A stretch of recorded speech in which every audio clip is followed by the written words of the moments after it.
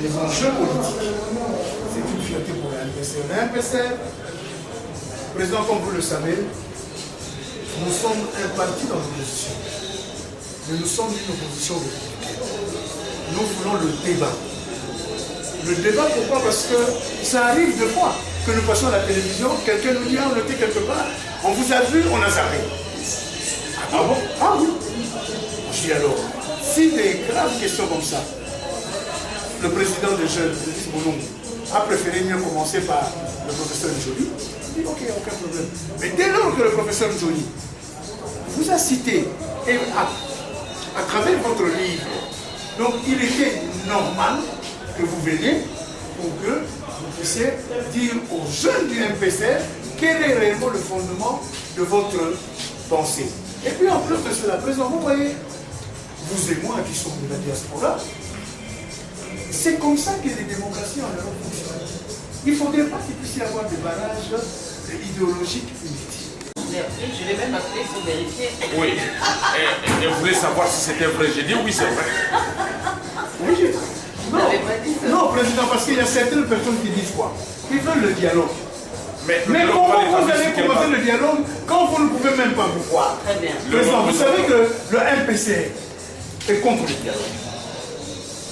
Le MPC est contre le dialogue. Le MPC est le seul parti qui veut le recadrage institutionnel. Parce que le dialogue signifie plusieurs sous-entendements. Or, pour nous, nous estimons que vous devez terminer votre programme, votre mandat, et puis après, ce serait au peuple. Donc ce serait au peuple congolais qui, alors bon, comme les accords d'Addis Abeba ont voulu qu'il puisse y avoir quelque chose, bon, on n'en disconvient pas. Jean-Claude, même ceux qui parlent du dialogue, je venais de recevoir le représentant des unions européennes. Je dis oui, les autres demandent le dialogue. Je dis, mais écoutez, je voudrais que vous leur posiez des questions. En écrivant à Obama, en écrivant au pape pour demander le dialogue, c'est le pape et Obama qui viendront organiser le dialogue ici. Il faut qu'ils reconnaissent d'abord qu'il y a des institutions établies. Ils peuvent écrire au président de la République, ils peuvent écrire au président du Sénat, ils peuvent écrire au président de l'Assemblée pour dire nous voulons le dialogue. Et quel est le cahier des charges? Le dialogue sur quoi? Nous voulons ABCD pour discuter de ces questions. C'est comme ça que la démocratie avance. Rien du tout, on entend sur les chaînes de télévision, il faut qu'il y ait dialogue national. Mais sur quoi? Sur quoi? Ça, voilà. Je crois que d'ici pas longtemps, il y aura ce que nous allons appeler. Je crois que s'il peut y avoir déjà des prémices par rapport à cela, pourquoi pas? Parce que de fois, président, vous avez raison. De fois, nous n'avons pas besoin d'avoir des idées pour que nous puissions nous parler. Donc, moi, j'estime et je vous remercie infiniment d'avoir répondu à cela. Je voudrais te dire ceci. Une fois que j'ai été chargé de prendre la température en ce qui concerne les concertations, vous m'avez dit avec certains amis, non, venez nous parler au siège. Je suis venu ici. Alors moi, je suis un démocrate, je suis républicain. Toi et moi, nous avons été ailleurs où on voit comment fonctionne la démocratie. Comment elle fonctionnait autrement chez nous. Voilà pourquoi nous restons toujours ouverts et par moments, moi incompris dans la majorité, toi incompris dans l'opposition. Ah oui, il faut dire les choses telles qu'elles sont. Vous êtes chargé d'échanger. Voilà. Toujours. Bon président, pour ne pas trop.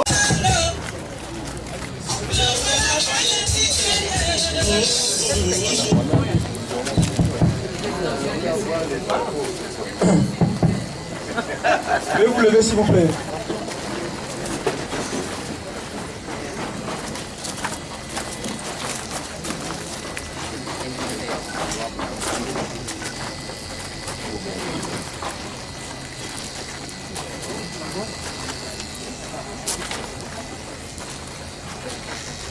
Merci, comme vous le savez, partout nous discutons pour la République.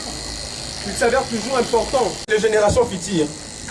Je vous demanderai de bien vouloir chanter l'hymne national ensemble avec vous. Debout Congolais, 1, 2. Debout Congolais, unis par l'effort, unis par l'effort pour l'indépendance de son enfant, longtemps courbé. Et pour les bons, prenons les plus belles. dans la paix au peuple ardent. Par le labeur, nous bâtirons un pays plus beau qu'avant, dans la paix citoyenne. Entonnez l'hymne sacré de notre solidarité, fièrement saluer l'emblème d'or de notre souveraineté.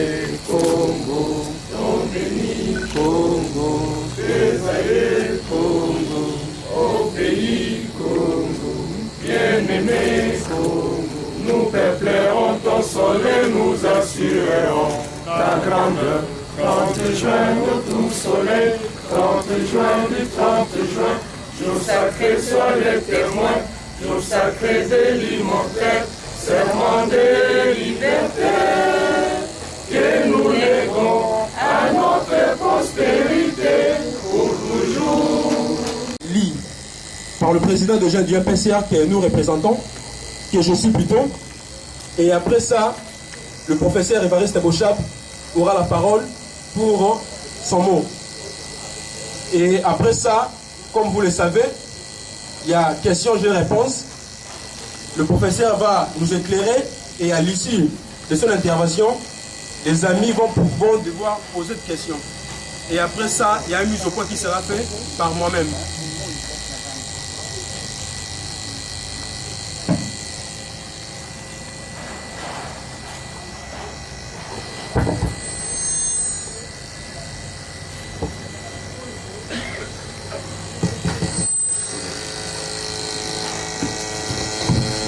Merci, un petit problème technique.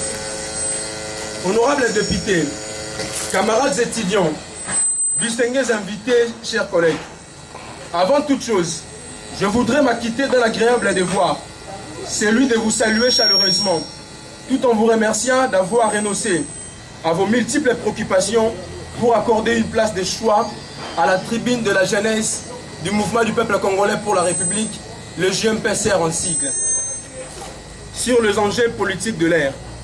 Il vous souviendra qu'en date du 11 octobre courant, la JMPCR avait organisé une conférence débat sous le thème « La révision de la Constitution du 18 février 2006, nécessité et opportunité face à la stabilité institutionnelle en République démocratique du Congo », avec bien entendu le professeur Jack Njoli et Sengen Kelly, au cours de laquelle il avait été souligné quelques paragraphes du livre du professeur Évariste Bochap. Je cite, « En Afrique, là où les constitutions ont été souvent à la merci des gouvernants, le manipulant à leur guise, provoquant une rupture permanente du consensus national.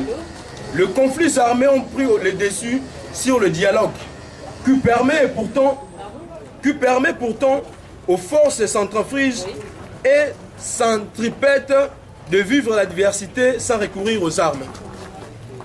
Une constitution rigide conditionne la paix dans le pays post-conflit où la révision constitutionnelle peut devenir l'élément déclencheur d'une guerre entre les différentes forces politiques qui se suspectent et attendent le moindre incident pour reprendre les armes.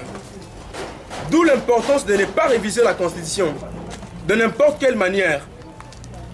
C'est dans ce cadre que le professeur Évariste Bochap, à son tour, a le droit de réponse, qui est aussi un droit légitime en démocratie. En qualité d'ancien président de l'Assemblée nationale, nous sommes convaincus qu'il va certainement éclairer la lanterne au respect strict de la loi. L'objectif poursuivi dans cette tribune de la JMPCR est d'amener la jeunesse congolaise à intérioriser un certain nombre de principes fondamentaux qui guident l'exercice du pouvoir politique au sein d'un État qui aspire vivre la démocratie, mais également de mieux comprendre les règles juridiques relatives à l'acquisition, à l'exercice et à la transmission du pouvoir politique dans un État comme le nôtre. Camarades étudiants, distingués invités et chers collègues, au regard de l'actualité politique, il se dégage un constat très malheureux, qui est celui de voir le régime en place chercher à réviser le pacte républicain qui est la Constitution par la force. C'est pourquoi la jeunesse du MPCR avait trouvé indispensable, à la fois opportun, de relancer ces débats démocratiques qui, d'une manière ou d'une autre, nous donnent l'impression d'avoir un impact très significatif sur l'avenir de notre cher et beau pays, la République démocratique du Congo. Cela étant, nous vous invitons à être très attentifs à l'exposé qui nous sera développé par le professeur Évariste Bochap, qui est notre orateur du jour, afin que nous puissions comprendre ce que le professeur a dit et ce que le professeur a voulu dire, dans un état d'esprit de convivialité et de respect. Nous avons dit.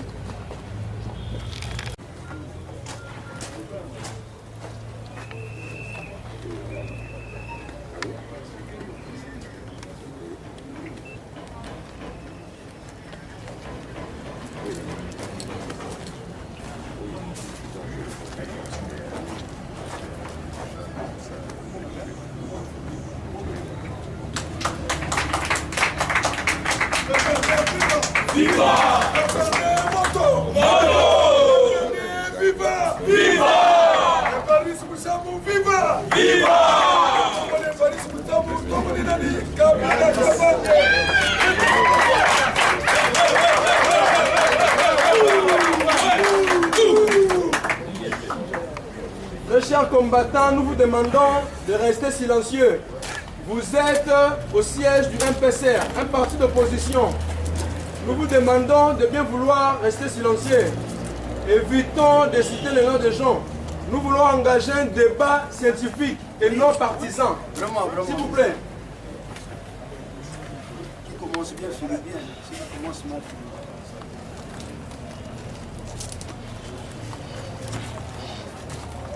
il n'y a pas de temps tout le monde.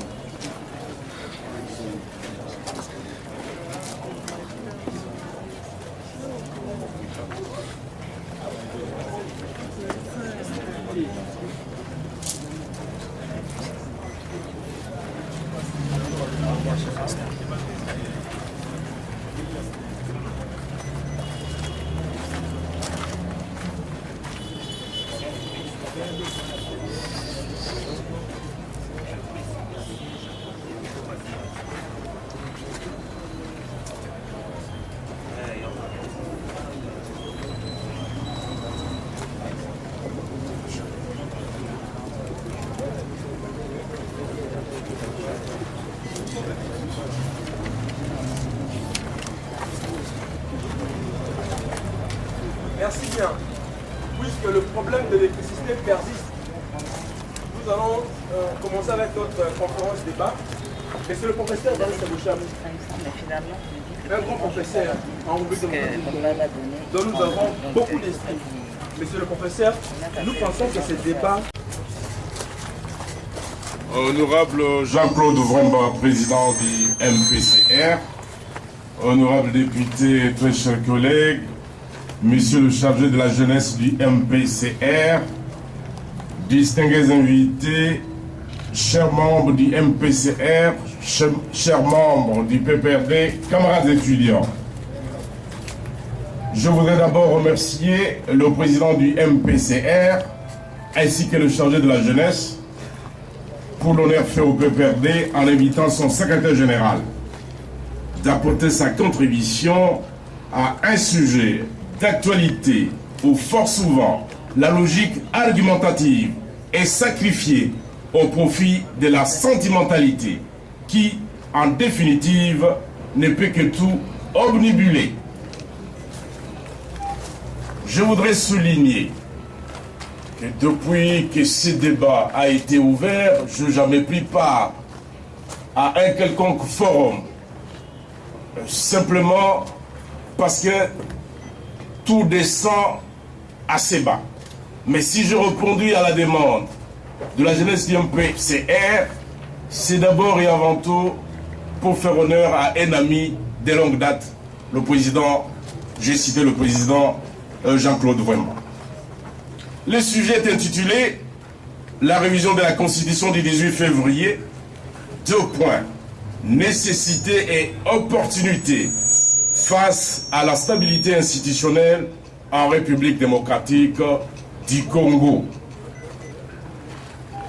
Pareil intitulé contient une forte charge émotive qui empêcherait le débat de se dérouler dans les normes.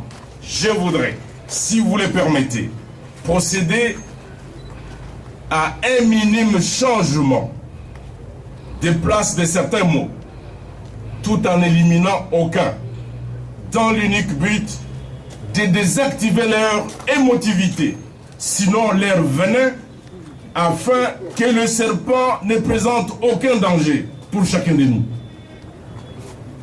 Et donc voici ma proposition. La révision de la Constitution. Deux points. Nécessité et opportunité face à la stabilité institutionnelle cas de la République démocratique du Congo. Je n'ai enlevé aucun mot, mais l'exercice a constitué à enlever la charge d'émotivité.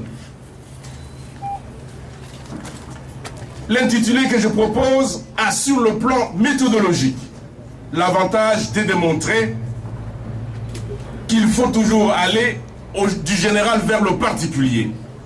En ce que le Congo n'est pas une île, c'est un pays qui entretient des relations avec d'autres dans un monde mondialisé, tandis que le premier intitulé avait les désavantages de particulariser, sinon de singulariser la République démocratique du Congo. Et comme vous le savez, en matière de particularisme, on verse rapidement vers les extrémismes.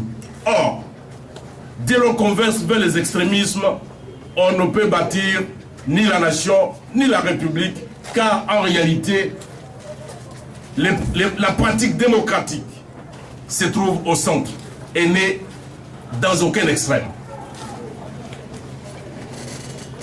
Voici donc le schéma que nous proposerons de suivre, étant entendu que le sujet lui-même problématise à suffisance. Point n'est donc besoin de s'atteler encore à cette tâche, je voudrais dire la tâche de la problématique. Dans un premier temps, il va falloir s'interroger sur le fait de savoir si la révision de la Constitution est une nécessité et opportunité eu égard à la stabilité institutionnelle. Autrement dit, la révision constitutionnelle n'est-elle pas un coup de massue à la stabilité institutionnelle si elle n'est ni nécessaire ni opportune? Le deuxième mouvement concerne alors le regard particulier de la Constitution du 18 février 2006. Si sa retouche est nécessaire et opportune, et si pareil mouvement ne va pas contribuer à l'instabilité institutionnelle. C'est donc ces diptyques sur lesquels nous allons devoir nous pencher pour essayer d'apporter, tant que faire se peut, un certain éclairage afin de clarifier le terme du débat. Mais avant de procéder à l'analyse de ces diptyques, je voudrais d'abord énoncer trois principes universellement admis. Ces principes vont devoir nous servir de rigide. À moins d'être profondément illogique et souverainement imprudente, doit organiser la procédure par laquelle elle pourra être révisée et modifiée. C'est le premier principe. Deuxième principe, il n'y a jamais unanimité autour de la révision d'une quelconque disposition constitutionnelle, quel que soit le pays, quels que soient les continents. Et j'aimerais ici souligner que la dernière révision de la Constitution française, celle de 2008, où il fallait passer, donc diminuer les mandats, passer de 7 ans à 5 ans. Et vous devez savoir qu'il y a eu une forte opposition. Les gens étaient opposés. Et les proches du président Sarkozy, la plupart étaient opposés à pouvoir diminuer le mandat présidentiel pour passer de 7 à 5 ans. Je ne voudrais que vous citer cela parce que quand il n'y a pas unanimité en Afrique, les gens pensent que c'est le propre de l'Afrique. Non, il faut que vous le sachiez. Quels que soient les pays, quels que soient les continents, autour d'une révision constitutionnelle, il n'y a jamais eu unanimité. Il y a toujours des gens pour et des gens contre. En Afrique particulièrement, une simple évocation de la révision constitutionnelle est considérée comme une sorte d'élevé des boucliers. Le fait de dire simplement révision constitutionnelle en Afrique donne de la démangeaison à la plupart. Troisième principe, les dispositions irréformables en droit constitutionnel sont des dispositions morales, car le droit est par essence soumis au principe d'adaptabilité au changement des circonstances. Lorsque je parle des dispositions irréformables, il s'agit de ce que vous appelez communément des dispositions intangibles. Ce ne sont que des dispositions morales.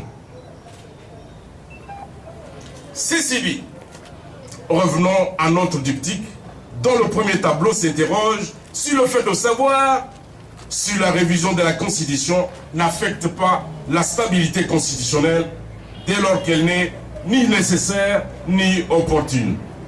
D'emblée, la réponse ne peut être qu'affirmative en apparence, car dès lors qu'une révision n'est ni nécessaire ni opportune, à quoi servirait-elle? Et donc, ce serait aller vite en besogne. Il faudrait au préalable définir quand est-ce qu'une révision peut être qualifiée de nécessaire et d'opportune. Sans omettre également de dire, s'agissant de la révision constitutionnelle, qui est le juge de la nécessité et de l'opportunité. Parce qu'on peut dire, cette révision n'est ni nécessaire ni opportune. Mais qui est le juge de la nécessité et de l'opportunité? L'œuvre du constituant n'est jamais parfaite. Je voudrais simplement dire qu'il n'y a pas de constitution parfaite. C'est ainsi qu'au cours des fonctionnements des institutions, on s'aperçoit, et donc il peut s'avérer, que de pans entiers, des questions importantes ont été oubliées.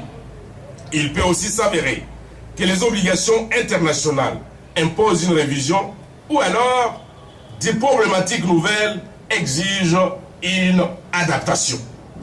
Il s'avère ainsi nécessaire de procéder aux aménagements ou au réaménagement pour prendre en compte les dimensions insoupçonnées lors de l'élaboration de la Constitution et établir ainsi les équilibres nouveaux. Il reste la question de l'opportunité. Il faut se demander si procéder à la révision constitutionnelle sur le plan de la cohésion sociale, tout en sachant qu'il n'y a jamais eu unanimité sur cette question, peut apporter plus de mal que de bien et vice-versa. Et si l'on arrive à la conclusion qu'il n'y aurait pas de fracture sociale si l'on procède à la révision, on ne peut qu'y aller. Toutefois, la part des choses doit être faite entre la fracture sociale et la surenchère politique. D'autre part, il faut également répondre à la question de savoir si la révision constitutionnelle rime avec la stabilité institutionnelle. Autrement dit, toute révision signifierait-elle instabilité institutionnelle? Toute réponse doit être nuancée, car une révision peut aussi avoir comme objectif une bonne répartition des compétences pour justement mieux asseoir la stabilité institutionnelle.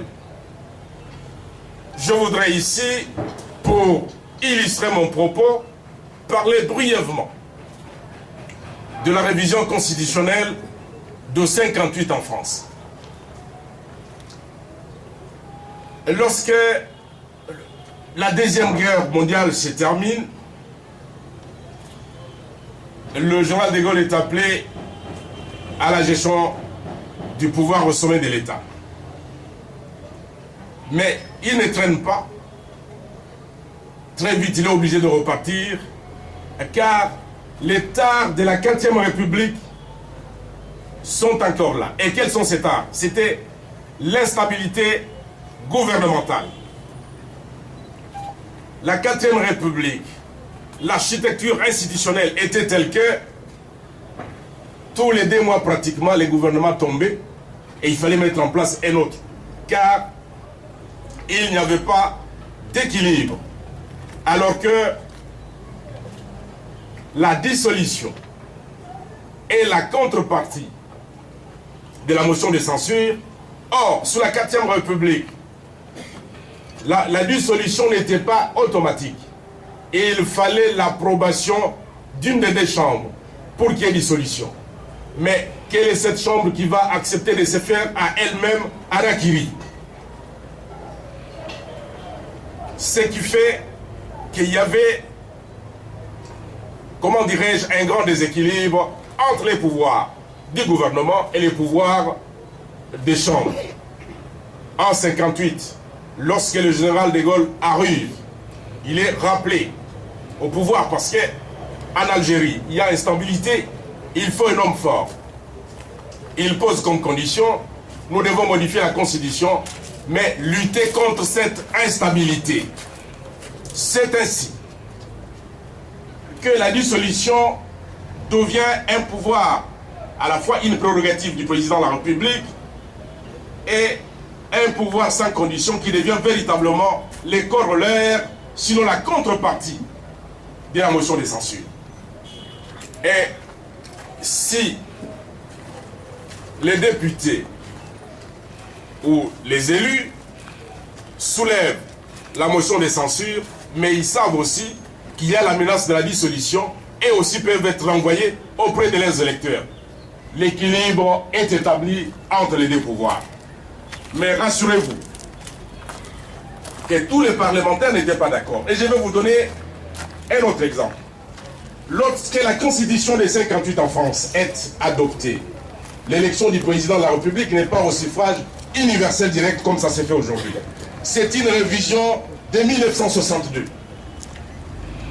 Le général de Gaulle, avec son équipe, estime que si le président continue à être élu par les élus, il n'aura pas suffisamment de pouvoir. Il faut qu'il soit l'élu du peuple et de tout le peuple français.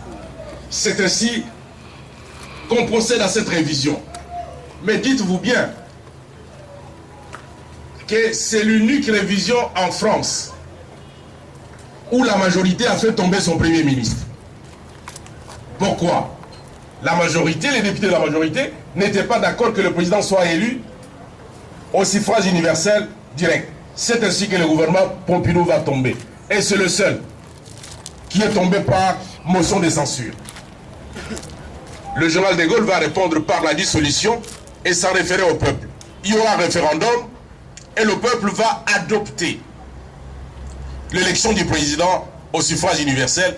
C'est ainsi que le président de Gaulle reconduit son premier ministre Pompidou.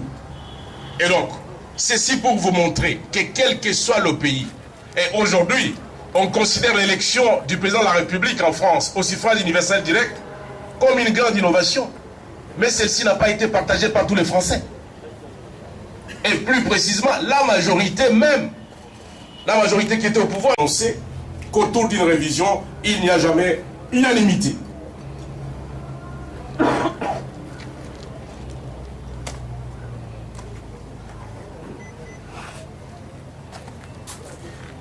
Et donc, le vrai problème est la charge émotive que contient la révision constitutionnelle.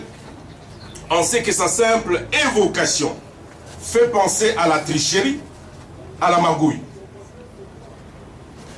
Il faut donc, sinon, guérir psychologiquement, accepter la révision comme un fait normal, car aucune constitution n'est parfaite. Chaque constitution établit les juges de l'opportunité. et de la nécessité. Il peut s'agir des chambres législatives, du gouvernement, du président de la République, d'une portion du peuple, ou même d'une chambre spécialement élue à cet effet que l'on appelle une constituante. Dans d'autres pays, plus précisément en Amérique latine et même en Belgique, si les députés et sénateurs qui sont en charge estiment qu'on doit pouvoir modifier telle ou telle disposition de la Constitution, ils se mettent d'accord. Mais ce n'est pas eux qui doivent modifier. On doit élire. Et ils démissionnent. On élit une chambre spéciale qu'on appelle la constituante. Celle-là a pour mission de modifier la Constitution. Sitôt qu'elle a modifié la Constitution, elle-même est dissoute et on élit d'autres chambres qui doivent appliquer la révision pour éviter la suspicion. Mais tel n'est pas le cas en droit congolais.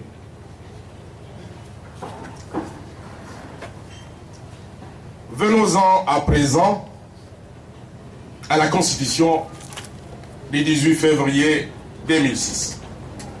La question qui a été posée, sa révision ne va-t-elle pas contribuer à l'instabilité institutionnelle? D'abord, la stabilité institutionnelle ne signifie pas immobilisme, car le monde est soumis à la loi du changement. Tout passe.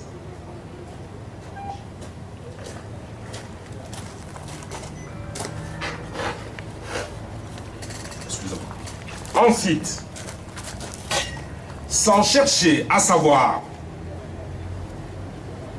qu'est-ce qui est soumis à la révision, en criant seulement à haut sur la révision en tant que principe, cela ne nous avance guère et cela élide davantage le terme du débat.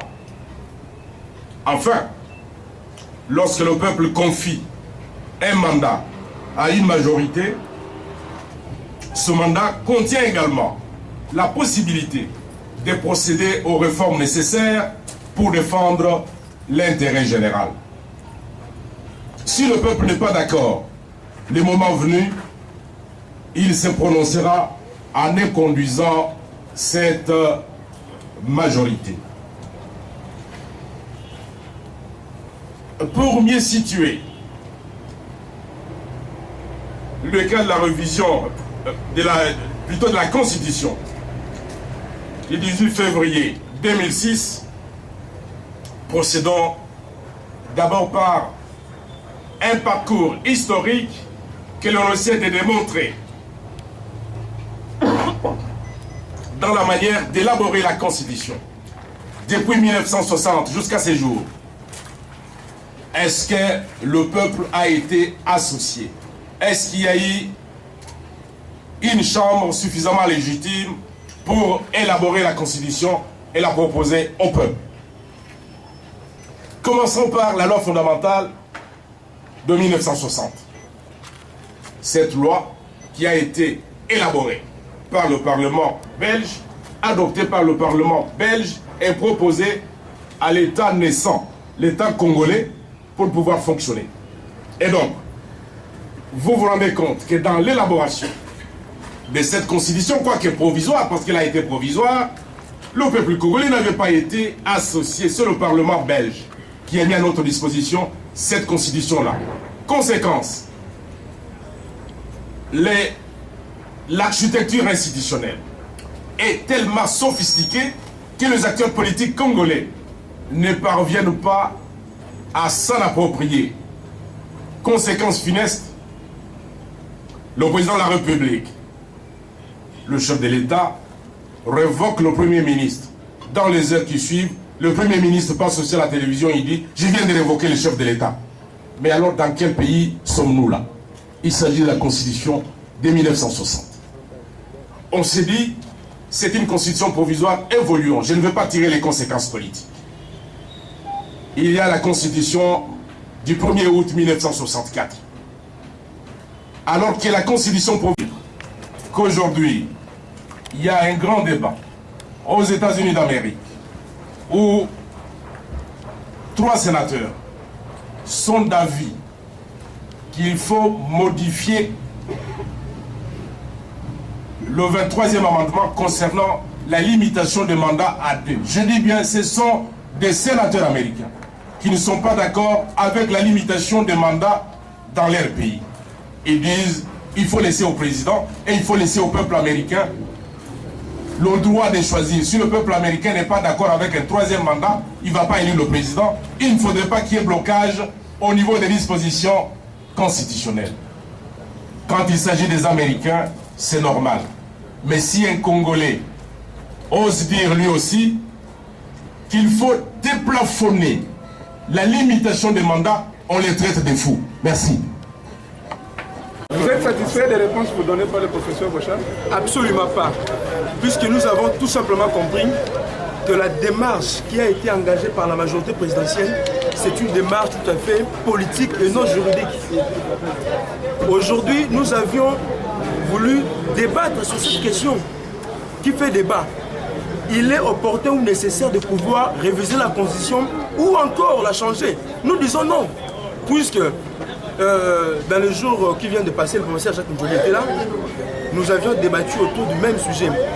Et c'est la raison pour laquelle nous avions trouvé important d'inviter le professeur Bochab, membre de la majorité présidentielle, que nous puissions l'entendre, pas comme membre de la majorité, mais comme scientifique. Mais nous sommes déçus. Le professeur Bochab a engagé un débat tout à fait politique, qui n'a rien à voir sur le plan juridique. Et juridiquement, Vous auriez souhaité que le professeur Bochab dise la même chose que le professeur Jacques Njoli? Absolument pas. Mais nous avions souhaité que le principe qui sont universels soit démontré, puisque eux tous, ils sont des professeurs. En droit constitutionnel, il y a des principes qui sont universels. Hélas, le professeur Évariste Bochab a mis de côté tous ces principes fondamentaux. Le principe relatif à l'exercice du pouvoir politique, à l'acquisition et à la transmission dans un État démocratique. Ces principes-là, nous les avons tous appris à l'université. Malheureusement, le professeur Bochab n'a pas voulu évoquer tous ces principes-là. et aujourd'hui, ce n'est pas votre tendance, ce n'est pas par souci de défendre votre tendance politique que vous êtes en train d'évoquer ces principes-là. Absolument pas, absolument pas. La position du MPCR est bien connue. Mais si aujourd'hui nous avions pensé important d'inviter le professeur Bochab, parce que nous sommes convaincus, le principe fondamental reste universel. Et nous avions souhaité que les débats soient engagés par rapport à ces principes universels, reconnus, universellement reconnus. Et donc, nous comprenons tout simplement que la majorité présidentielle a engagé une démarche politique et non juridique. Qu'à cela ne tienne, nous, le MPCR et le président Jacques-Claude Lwemba, nous disons que nous sommes contre toute révision constitutionnelle et tout changement de la Constitution. Parce que le vrai problème de la population congolaise, c'est les problèmes qui sont liés à la bonne gouvernance. Comment améliorer le climat des affaires pour que les investisseurs viennent? Comment développer les pays? Comment militer en ce que la population congolaise puisse trouver sa place qu'elle a perdue? Et donc, voilà toutes ces questions qui devraient faire l'objet de nos échanges. N'est-ce pas une nouvelle crise en perspective? Et combien d'années faudrait-il pour réaliser un projet? Voilà. Les crises dans ces pays, elles ont été essentiellement constitutionnelles et institutionnelles. C'est son point de vue.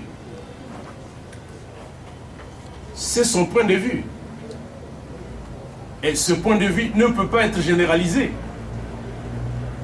Parce que si l'on procède à l'analyse approfondie de tout ce que nous avons connu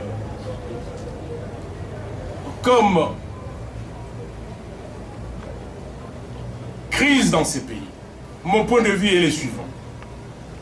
Mon point de vue, c'est que toutes les crises ont pour base l'abandon du droit en privilégiant les humeurs. Et moi, je puis en faire la démonstration. Commençons par la première crise. Lumumba, le président Kasavubu.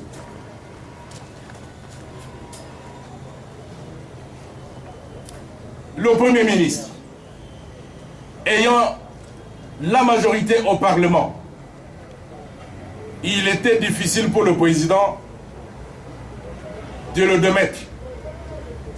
Parce que sa majorité serait toujours là-bas, les reconduirait, les soumettrait. Et j'ai commencé par vous dire que les institutions que nous avions ne rencontraient pas du tout la mentalité des Congolais de l'époque, parce que le chef de l'État pensait pouvoir démettre le Premier ministre. Vous les démettez, oui, mais il a la majorité au Parlement. Qui vous allez nommer comme Premier ministre, parce qu'il ne passera pas, ceux-là vont continuer à soutenir celui qu'ils ont choisi parce que c'est le chef de la majorité. Et donc, si on avait privilégié le droit, on n'aurait pas connu cette première crise-là. Je continue. 1964, pourquoi le président Mobutu prend les pouvoirs? Moïse Tshombe a la majorité au Parlement, à l'Assemblée. Le président Kassavubu s'est dit, s'il a la majorité, et puisque le président est élu par le député, il risque de se porter candidat président de la République. Vous comprenez, il ne nomme pas Premier ministre. Mais vous ne nommez pas Premier ministre, c'est lui qui a la majorité. Vous allez nommer celui qui n'a pas la majorité. Comment l'Assemblée va accepter ça? Et donc, je peux continuer cette démonstration jusqu'à ce jour. Quand on abandonne les droits, on privilégie les humains. C'est ça les crises que nous avons connues dans notre pays. Le non-droit. Roger, combien d'années faudrait-il pour réaliser un projet? Mais les années sont déterminées par le peuple. Lorsque vous me posez une question ad hominem, jusqu'aujourd'hui, il y a des pays où le mandat présidentiel est de 7 ans. Renouvelable une fois, renouvelable indéfiniment. Il y a des pays aussi, le mandat présidentiel n'est que de 5 ans, d'autres de 4 ans. Tout dépend de ce que pense la population. C'est la population qui détermine le nombre de mandats à travers la Constitution. Dans les cas qui nous concernent, ce sont les délégués des belligérants qui avaient déterminé 5 ans, une fois renouvelable. Et donc, il n'appartient pas à moi de pouvoir évaluer. Si vous pouvez peut-être demander à un fermier combien de temps il faudrait pour la reproduction de ceci, de cela, c'est de manière précise qu'il va vous répondre, parce qu'il connaît les cycles. Mais en matière politique, ce n'est pas un individu de pouvoir déterminer. Si je rentre à l'histoire de notre pays, vous regardez le plan Van Bilsen en 1956. Van Bilsen estime qu'il faut 80 ans pour que les Congolais deviennent indépendants, et que dans ces plans, on doit pouvoir réaliser, dans ces 80 ans, on doit pouvoir réaliser plusieurs choses, construire les universités au Congo, faire en sorte que les Congolais puissent se prendre eux-mêmes en charge. Mais mire ou pas mire, le fruit était tombé en 60, alors qu'en 56, lui pensait qu'il nous fallait encore 80 ans. Et donc, en matière de plan, je préfère ne pas devoir m'y aventurer. Voilà, M. Kimba, Constitution adorée, on a fait un procès aujourd'hui, je vous ai déjà répondu, mon collègue est là, et moi je suis un homme sincère. Vous pouvez demander aux députés de l'opposition, lorsque j'ai eu l'opportunité de diriger l'Assemblée nationale. Je les appelais, je disais, vous avez raison, mais je ne vous soutiendrai pas, parce que je dois soutenir ma majorité. Mais je sais que vous avez raison, mais je ne vous soutiendrai pas. Ça, c'est moi. Voilà. Merci. Je suis Kamba Lessevi Bienfait, licencié en droit à l'Université protestante du Congo. J'ai une question à 3 volets et qui s'adresse directement au professeur Evariste Bouchard.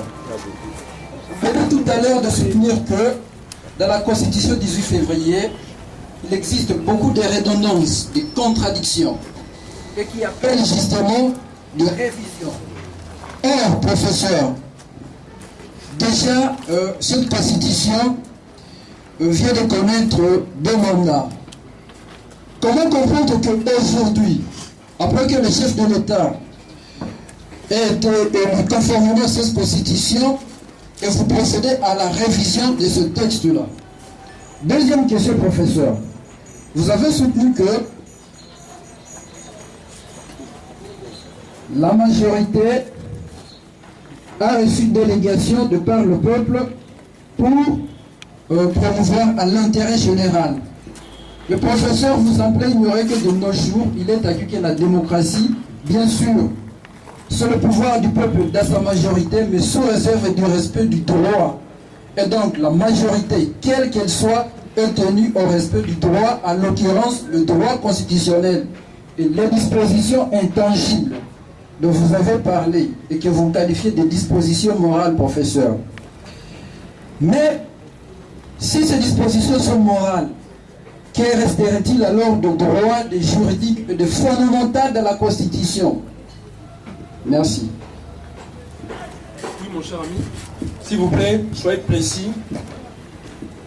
Merci de m'avoir accordé la parole. Willy Kassongo, étudiant en L1 droit, Université protestante au Congo. Je tiens à féliciter le professeur Évariste Bochab pour son exposé.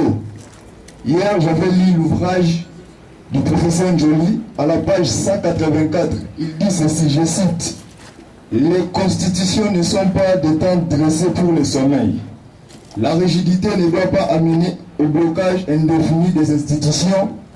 Il convient donc de solliciter les pouvoirs constituants dérivés, car un peuple est toujours maître de changer ses lois, même les meilleures. » Fin de citation. Je me demande, lorsqu'une disposition constitutionnelle empêche le développement du pays, lorsqu'une disposition constitutionnelle bloque la révolution de la modernité, vous voulez qu'on fasse quoi de cette disposition? J'ai dit. Merci camarade, mais je vous demanderai d'être beaucoup plus scientifique. Nous voulons élever le débat. Nous voulons nous dissocier de ces débats que font les hommes de la rue. Merci bien. Merci beaucoup pour la parole. Christian Emmanuel, je suis juriste. Monsieur le professeur, d'abord je dois le confirmer. Je ne vous ai jamais pris en live, mais aujourd'hui, laissez-moi vous dire que vous êtes un grand professeur d'université par les principes que vous venez d'énoncer ici. Lors de votre exposé, vous avez dit qu'il n'y avait jamais de constitution dont la révision était unanime. Alors, j'ai une question ici, professeur. Je voudrais savoir un peu, quelle est, parmi les dispositions de la Constitution du 18 février 2006, quelle est cette disposition-là qui est, à votre avis, gênante et qui doit nécessairement nous conduire à une révision, puisque vous avez évité, éludé la question qui vous avait été posée, je dirais le sujet, vous n'avez pas voulu dire nécessité ou opportunité. Donc, pour vous, c'est une question qui doit être substantielle.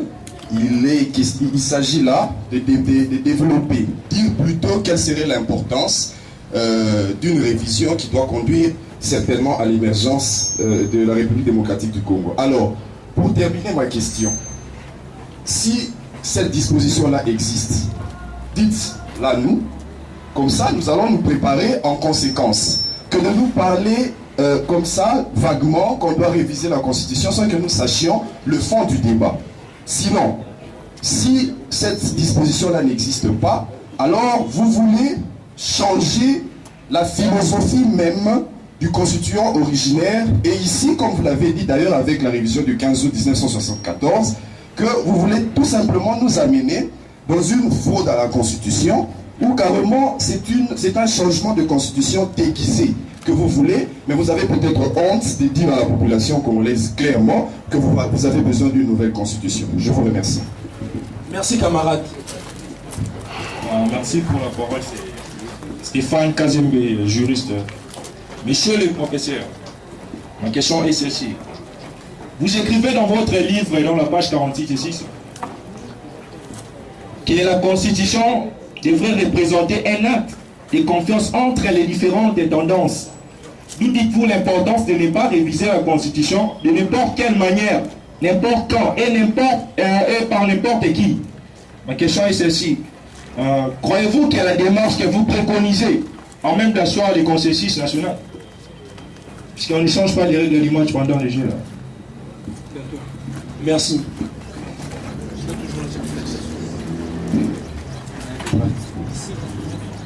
Voilà, c'est Tani Okoko, licencié en relations internationales à l'Université pédagogique nationale. J'interviens et je pose une petite question. Professeur, vous avez parlé du changement, de l'évolution. Et c'est ce qui nous amène aussi à la révision constitutionnelle. Et vous avez vous-même dit qu'au départ, la Constitution a été élaborée pour les avantages des parties en conflit, des parties belligérantes. Et on n'avait même pas associé le peuple. Et suivant toujours le principe que vous avez évoqué du changement, de l'évolution, au départ, la Constitution allait à l'avantage des belligérants. Mais aujourd'hui, en analysant, avec le changement, un besoin accompli ou satisfait engendre toujours un autre besoin. Et aussi, ce qui est avantage aujourd'hui peut devenir désavantage, et ce qui était désavantage hier, aujourd'hui peut devenir avantage. Et c'est ce qui est le cas pour cette Constitution. Si cette Constitution était désavantage pour la population dans le temps, et aujourd'hui, c'est un avantage. Et aussi, j'avais suivi un sénateur de la majorité présidentielle dans un débat télévisé, Bossolo, je crois, qui dit que lors de l'élaboration de la Constitution, il y a eu des injonctions de Louis Michel. Et je me demande, vous qui étiez déjà au pouvoir à cette époque, vous n'avez rien fait pour protéger la population, vous avez accepté cette Constitution et proposé telle que donnée par Louis Michel à la population. Et une autre petite donc, ma question maintenant, professeur Béchab, j'aimerais savoir si aujourd'hui, puisque là on s'est dit que non, le chef de l'État devrait se représenter, on doit modifier vraiment la Constitution. J'aimerais vous demander un peu, et si par exemple on vous proposait, vous, d'être candidat président de la République, vous accepteriez ou pas? Au lieu de rallumer le feu en laissant Joseph Kabila encore se représenter aux élections si on modifiait la Constitution. Le professeur a bien compris la question. Vous pouvez passer le micro. S'il vous plaît, je vous demanderai d'être patient pour que le professeur puisse répondre à ces 5 questions qui lui ont été posées et par après nous allons continuer avec les débats. Merci. Donc veuillez vous rasseoir. Monsieur le professeur, qu'il vous plaît de prendre... Oui. Que les parlementaires puissent élaborer la constitution qui va devenir définitive pour les Congos. Le président Kasavubu mettra en place une commission constitutionnelle qui va se réunir à Loulouabourg pour proposer la constitution au peuple congolais. Mais celle-ci ne fera pas long feu, simplement parce que les coups d'État militaires du général Mobutu va intervenir. Nous arrivons à la constitution du 24 juin 1967. Puisqu'il y a eu coup d'État, le pouvoir militaire doit essayer de se légitimer, fabrique sa propre constitution.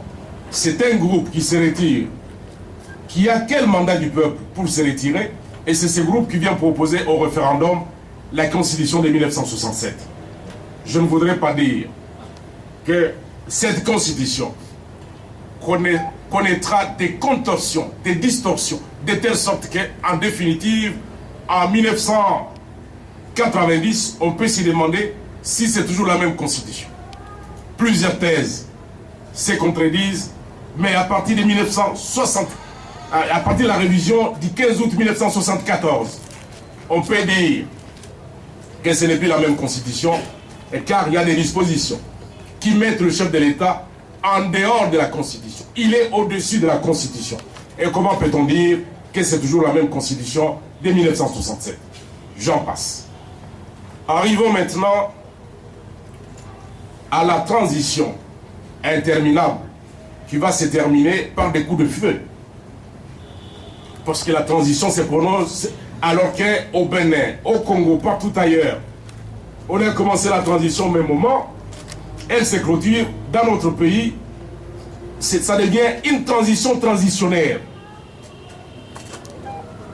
Et donc, qui s'enlise, c'est ainsi que les coups de feu mettront fin à cette transition et on croit qu'enfin nous avons eu le remède. Non.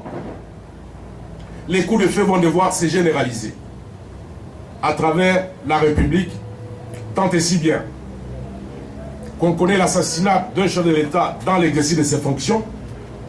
La paix n'est pas revenue. On se retrouve à Sun City. Qui vont à Sun City? Les belligérants. Élus par qui? Chacun crée son parti, il se donne lui-même le titre de légitimité, il y va.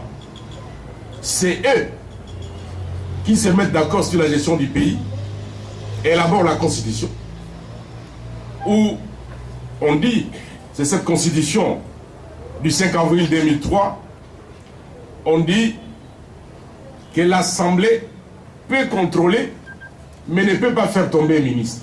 Mais à quoi sert le contrôle? C'est un contrôle pour rire.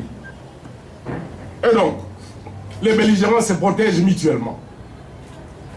Cette constitution de 2003 dit qu'il faut élaborer la constitution définitive.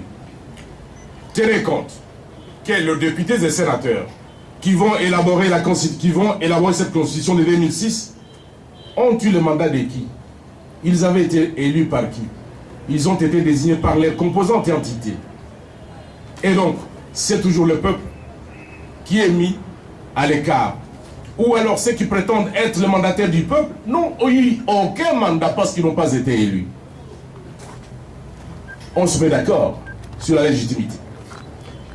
Cette constitution que j'appelle une paix des braves entre belligérants, c'est elle qui nous régit aujourd'hui. On se rend compte qu'elle a plusieurs limites, sinon qu'elle a atteint ses limites. L'aspiration du peuple congolais à devenir un État émergent ne pourra pas être rencontrée compte tenu, comment dirais-je, de certains privilèges que se sont accordés les belligérants qui ont élaboré la Constitution. Venons-en à cette Constitution. Lorsqu'elle est soumise au référendum, j'aimerais ici vous dire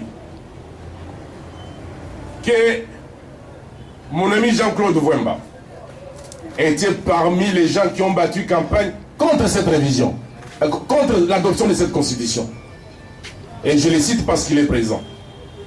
Bien d'autres partis étaient contre, en disant la constitution était elliptique et qu'il y avait beaucoup d'inepties. Il ne fallait pas l'adopter. J'évolue. 2 semaines après l'adoption de cette constitution, c'est l'Église catholique, par un coup de sémence, qui dit le Parlement qui viendra, la première tâche qu'il aura, c'est de modifier cette constitution parce qu'il y a beaucoup de malfaçons dans cette constitution. Eh bien, tout le monde évolue. Aujourd'hui, ceux qui ont battu campagne contre l'adoption de cette constitution, alors que d'autres qui avaient été pour l'adoption de cette constitution les rejoignent.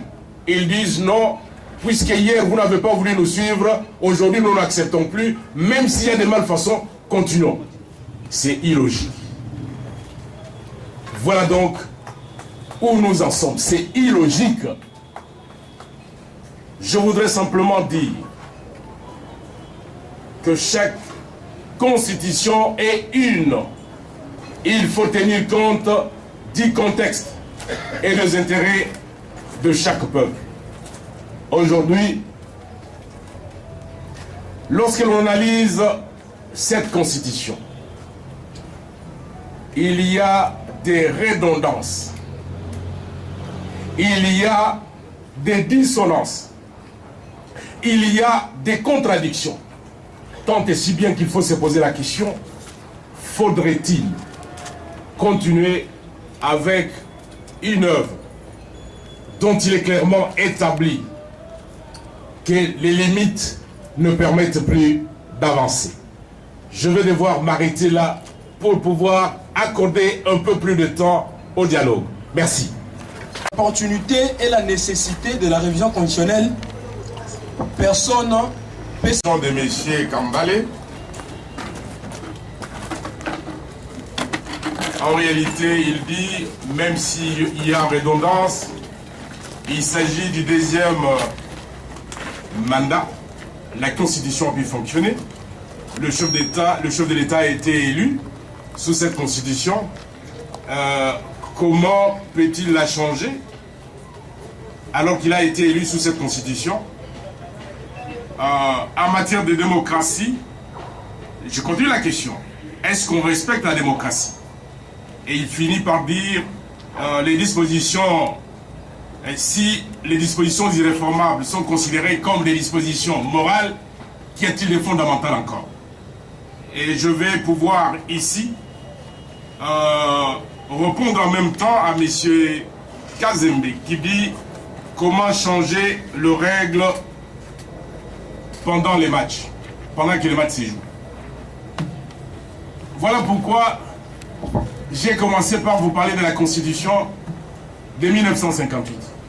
Le général de Gaulle avait été élu par les députés. En 62, il estime que ce mode d'élection n'est pas le meilleur. On doit pouvoir changer. On passe à l'élection du président au suffrage universel direct, c'est le peuple qui doit élu. C'était sous cette même constitution-là de 58. Et donc, nous n'avons en aucun cas innové.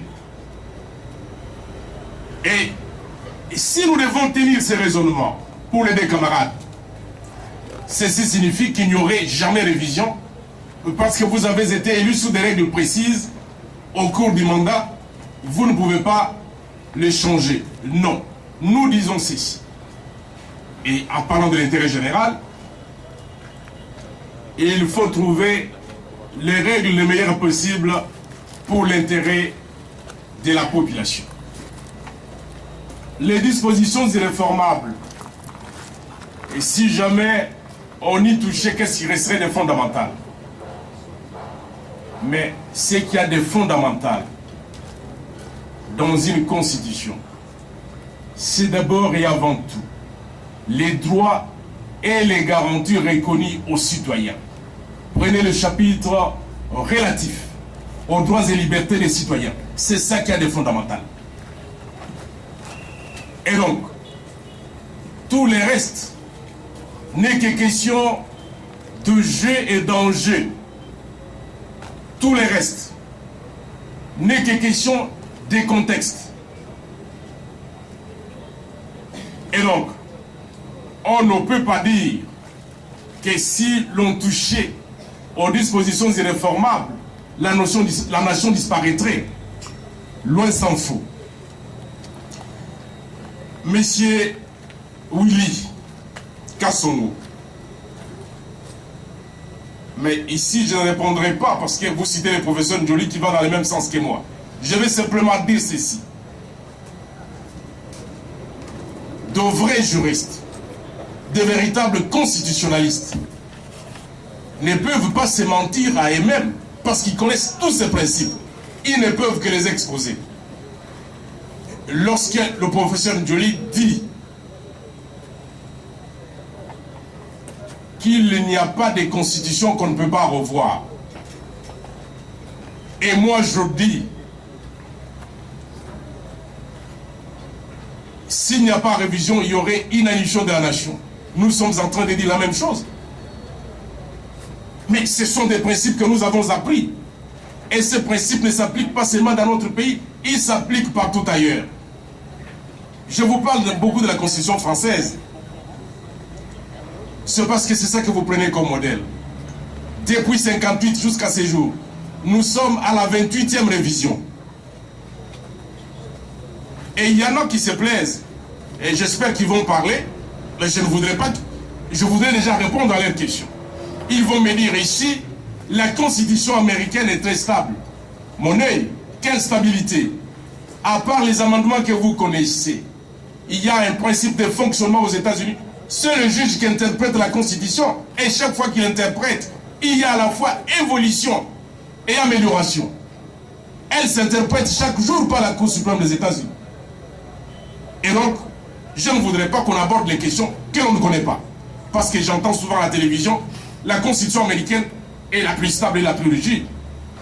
Vous l'avez déjà étudiée? C'est mon boulot. Et je sais de quoi je parle.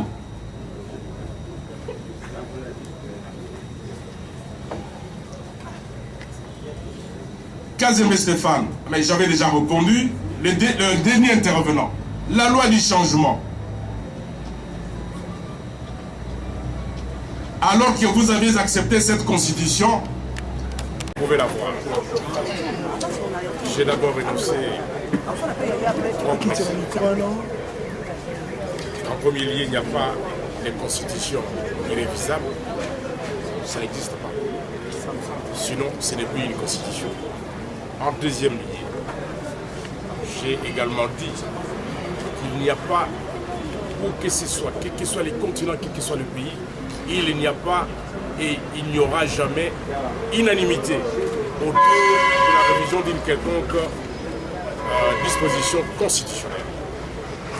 En troisième lieu, je dis que les dispositions dites irréformables, pour ma part, ce sont des dispositions morales. Telle est la quintessence de la communication que j'ai eu à faire. Et évidemment, nous l'avons illustré par plusieurs exemples. Nous sommes partis du général au particulier. Parce que les sujets tels qu'ils étaient conçus et présentés singularisaient tout. Alors qu'il faut toujours partir du général pour aller au particulier. Pour pouvoir singulariser, il faut connaître en général qu'est-ce qui s'est dit, qu'est-ce qui se fait. Et cette constitution aujourd'hui, elle est révisable ou pas? Ça, ce n'est pas une question. La Constitution elle-même a prévu la procédure de révision. Et vous me demandez si elle est révisable, oui ou non, alors que c'est la Constitution elle-même qui a prévu, qui l'a dit, qui a prévu les dispositions, qui a prévu une disposition pour prévoir comment on doit revoir cette Constitution. Et donc vous ne pouvez pas me poser cette question. C'est le Constitution lui-même qui a prévu comment la Constitution peut être révisée. Est-ce que c'est une nécessité? La question qui fait débat, c'est la révision de l'article 220 de la Constitution.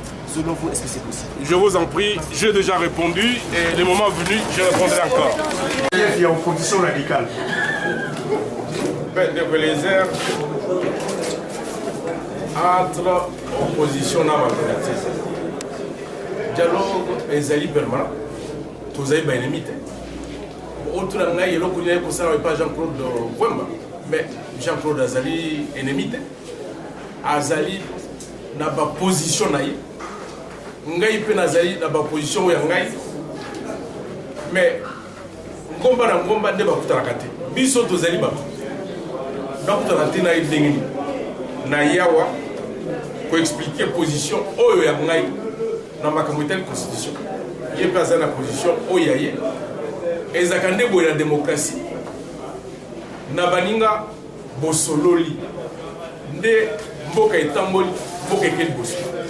Donc tout ça va limiter. Il y a un bon na yawa po to solo là. Ngai na pesa bango position na ngai. Oya bango bino boye biango de sorte que mboka ekende boso. Po tout ça va limiter. Merci.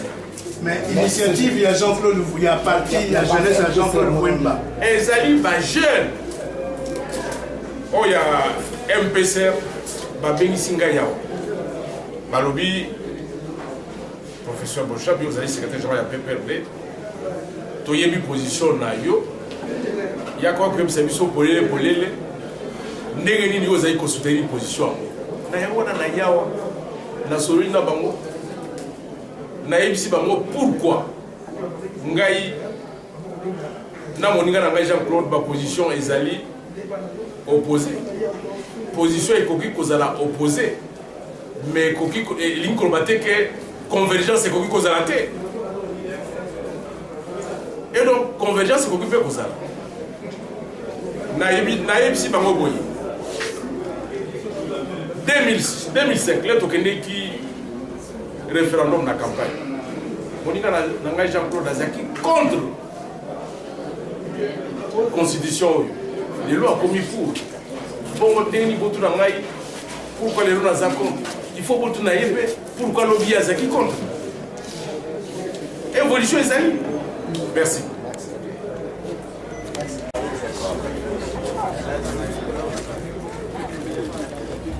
D'abord, Ahmed Bilali, déjà, la réponse était là parce qu'il a apporté la précision qui s'imposait.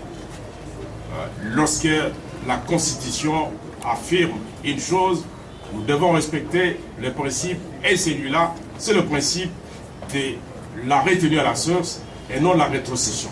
Fort malheureusement, nous connaissons une pratique inconstitutionnelle.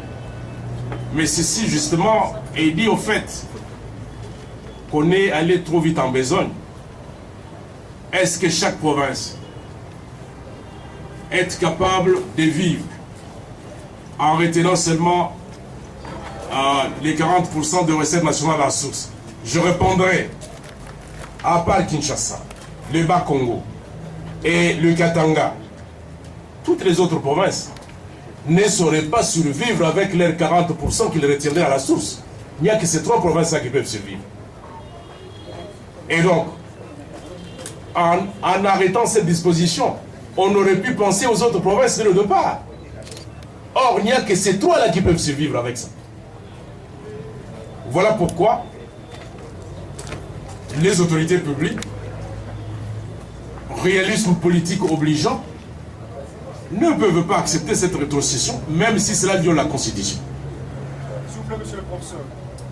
Le Constitution a résolu par... Maître, s'il vous plaît, il aurait été intéressant de demander la parole, s'il vous plaît. Pardon. S'il vous plaît, maître. La question de la péréquation, la Caisse nationale de péréquation, mais elle n'est pas encore créée jusqu'à ce jour. Comment on allait vivre dans l'entretemps? Puisqu'il faut créer la Caisse nationale de péréquation. On ne l'a pas encore créée, on l'a prévu. Dans l'entretemps, il faut que les entités fonctionnent. Elles vont fonctionner comment? Voilà. Monsieur Moutamba, nouvelle génération, l'inanition de la nation est-elle possible parce qu'elle n'a pas révisé? L'inanition, il faut la prendre au sens figuré. Il y a plusieurs problèmes qui se posent. Ces problèmes appellent une révision constitutionnelle. Si l'on n'y procède pas, la nation va vivre en manque. Voilà pourquoi je parle de l'inanition. La double révision, pour justifier la révision, non. La théorie de la double révision, elle n'est pas inventée par moi. J'ai cité longuement la doctrine belge et française.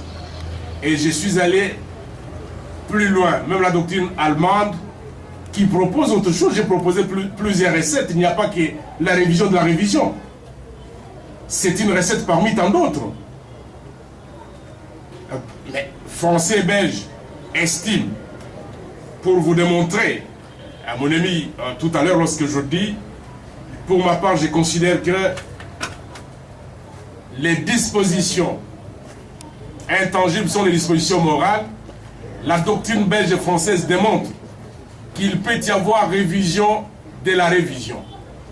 On revoit cette disposition-là, donc une double révision, qui ferait qu'on ne peut même plus parler de l'article 220. C'est ça la révision de la révision. Et c'est la doctrine belge et française.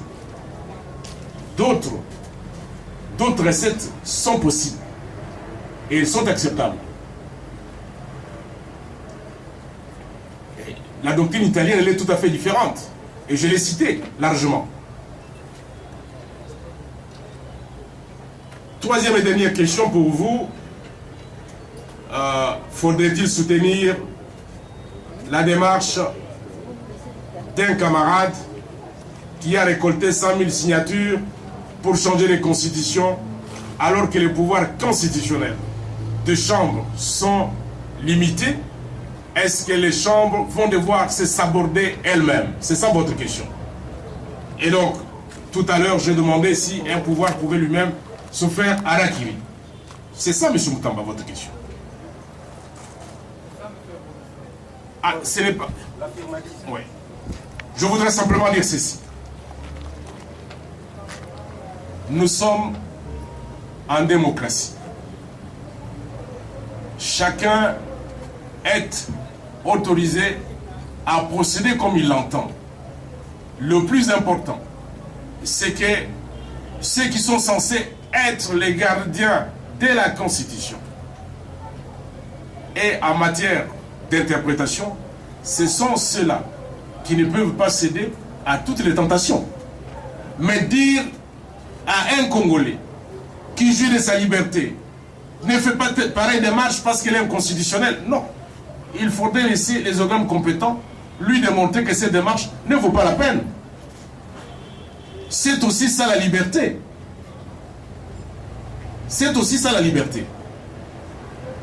Christian, j'aurais éludé vos questions. Non. Votre question, c'est celle de savoir si on peut toucher aux dispositions dites intangibles. Je continue à soutenir qu'elles sont morales. Point trait. Et je l'ai démontré. Réalisez mon ouvrage, j'ai démontré qu'elles sont morales. Et vous dites, le droit au logement, vous revenez à mon exemple, parce qu'il faut faire la répartie. J'adore ça. Si l'on distribuait les maisons aux Indiens, aux Pakistanais, est-ce qu'un Congolais ne peut pas réclamer son droit au logement? J'aurais aimé que vous eussiez été beaucoup plus explicite. Distribution signifierait-il gratuité ou c'est l'achat? Si c'est la gratuité, mais il y a d'abord priorité aux nationaux. Et donc dans les cas précis, la question ne me semble pas précise parce que quand vous dites distribuer, est-ce que ça signifie gratuité? Mais si les constructeurs a construit ces maisons pour les vendre, si ce sont les Pakistanais et les Indiens qui ont acheté, vous n'allez pas aller faire prévaloir votre droit au logement parce que ces maisons, elles ne sont pas gratuites. Et je reviens que vous-même, vous avez affirmé que ce n'est pas la gratuité parce que vous avez dit ce n'est pas comme Maman Olive avait distribué. Parce que là, c'était la gratuité. Et donc, il s'agit ici de l'achat. Mais à partir du moment où il faut acheter, si les Congolais ont le même montant que les Indiens et les Pakistanais, et il trouve que lui, ayant le même montant que les Indiens et les Pakistanais, on privilégie les Indiens et les Pakistanais, il a le droit. Mais ici, ce n'est pas le droit au logement, non. Ici, ce sont les avantages reconnus aux nationaux. On doit d'abord privilégier les nationaux. Voilà donc la réponse en ce qui concerne cette question. La dernière question, elle n'est pas terminée. Junior Fengemedi, le refus de quitter le pouvoir pacifiquement. Est-ce que c'est un point d'exclamation, un point d'interrogation, c'est une virgule, ce sont les 3 points de suspension? Je ne sais pas, alors je ne saurais pas répondre.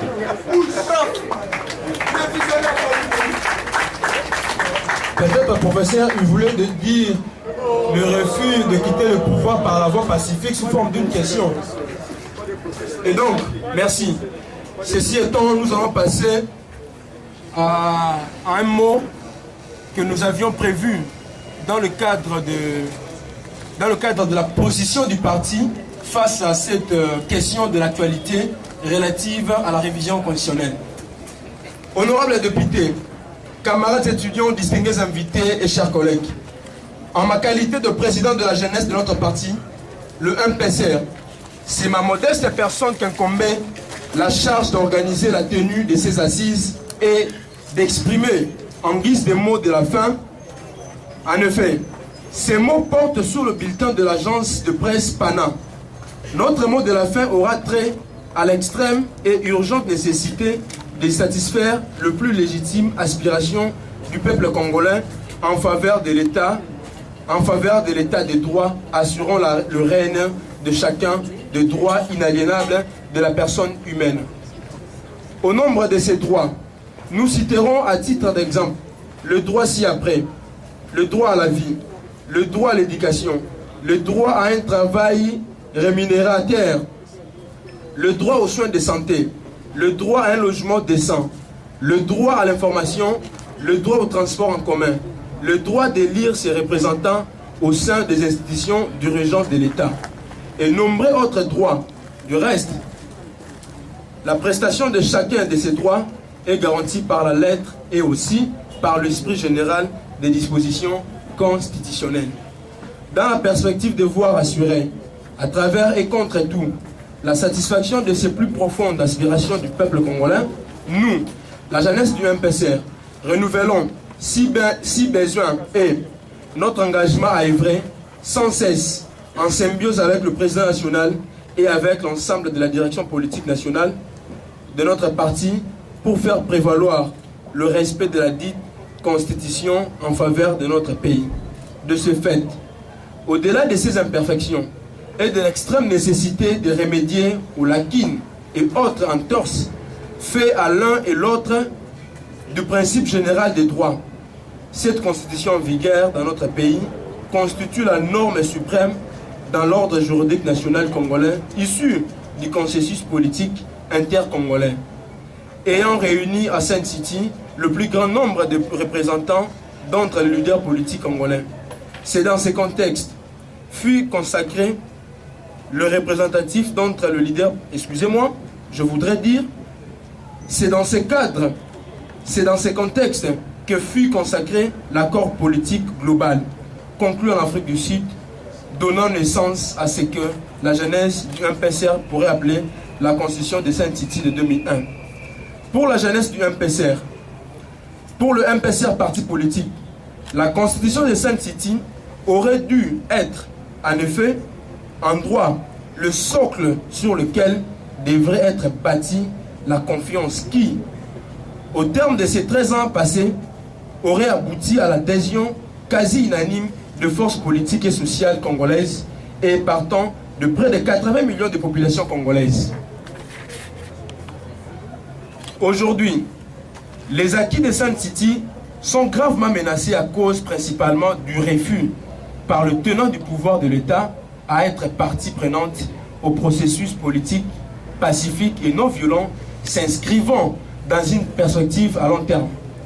Le plus grand mérite d'un tel processus politique résidait et réside encore dans sa grande capacité à munir les esprits autant que l'expertise des acteurs politiques et du peuple congolais au travers de leur implication dans l'édification d'un nouveau système de gouvernance.